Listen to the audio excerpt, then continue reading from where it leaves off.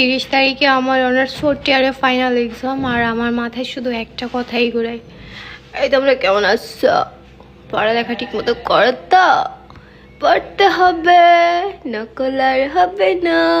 ভাই প্লিজ কেউ আমার এই ডায়লগটা একটু দাও, এটা দিয়ে দিয়ে আমার একটু বোঝাও যে পড়তে হবে, নকল আর হবে না। মানে আমি না টোটালি পড়ালেখা ছেড়ে দিছি, বিয়ে করবো এই আশায়।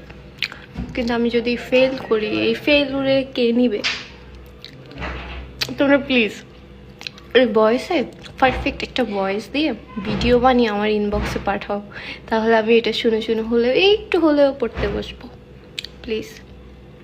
এই শিক্ষামন্ত্রীকে নিয়ে আমার মামারি যে ভয় দেখাইতেছে, কারণ ওনার সালে এটাই ছিল, আর উনি হচ্ছে 2003 সালের পরীক্ষার্থী।